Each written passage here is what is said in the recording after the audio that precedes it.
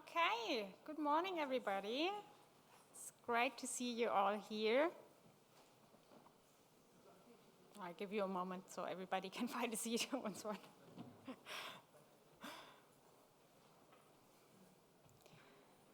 So hi, I'm Anna. I'm the secretary-elect of the CSEC, and I'm located down in Newcastle, so for me it was just a car drive up here. And I welcome you to our symposium on silicon versus carbon, balancing the scientific aspirations with environmental costs. And we are very happy to have like an amazing set of speakers for you here today. But before we go on to their presentations, I'd like to take some time to talk about our special interest group. So the Sustainability and Environmental Action Special Interest Group, short CSIC, we do have three sub-groups, I would say. We have one group that is caring about the things that are happening during this very intense week during the year. It's the annual meeting group. It's those people think about this symposium. They also think about the activities that we do and also how we can help or be integrated in how we plan the symposium, how we plan the conference and where it is going to happen. We also do have a green neuroimaging group who is super active. If you do want to talk more about that, Nikhil is sitting there as their representative. And we do have also an education and outreach group.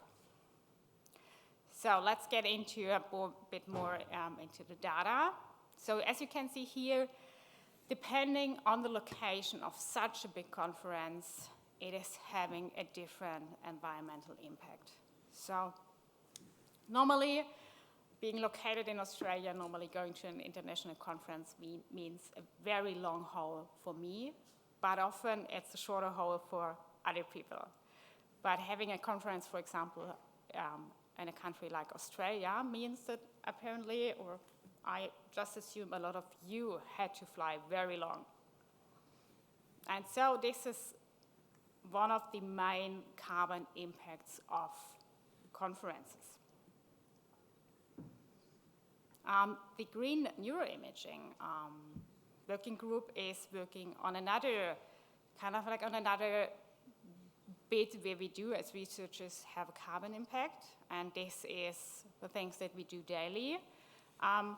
I just assume that the majority of you is working in a dry lab setting, is working with huge data, is working with brain imaging data, which is very heavy. It needs to have a lot of computing, a lot of processing.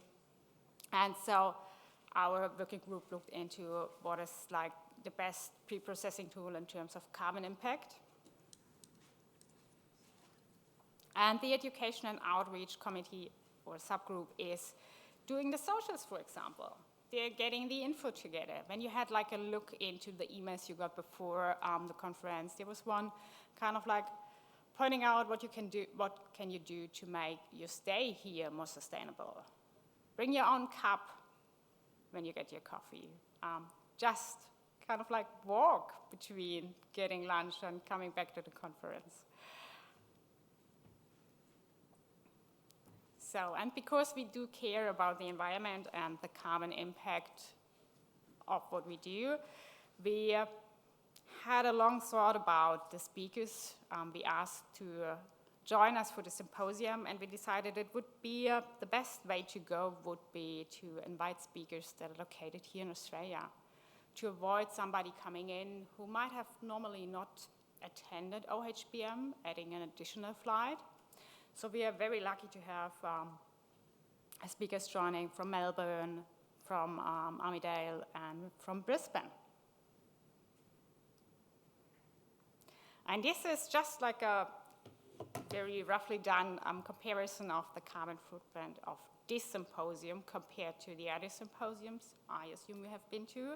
And you can see that because we have Australian speakers or speakers located in Australia, our footprint is much lower.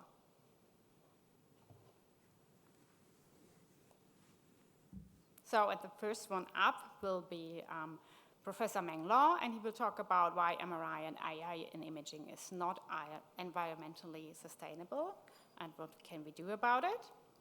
After that, Professor Amy Likens will talk about the experiences of eco-grief in rural indigenous Fijians. And the last one up is Bianca Lau-Goodchild from KAHA on how the healthcare sector can lead to action on climate to protect our health. And after that, we will have a podium discussion on all of the talks, but also on what can we do as like the CSIC or as OHBM to kind of like lessen our carbon impact. And one of the things that we really want to push is the online satellite meeting. Just for the education and outreach group, could you please raise your hand if you have heard of this event before? Okay, so we do have some work to do. So please help us promoting this. We will hold an online satellite meeting from the 10th to the 12th in September. And as you can see, we have already lined up some educational courses and symposia that did not make it into this in-person meeting. Michael Breckspear volunteered and was very happy to support us by giving a keynote lecture. So yeah, please spread the word. And if you feel like you would like to contribute, come, help us out. We are a nice group of people, it's very friendly. So please either chat with us here or sign up our mailing list, catch up on the socials. We are very happy to have a chat about this. Before we start with the talks, I want to do one more thing because we're in Australia and this land was never ceded. I would like to acknowledge the traditional custodians of the place that we are on. And I would like to pay my respects to their elders past, present, and emerging. And with this, let's get started.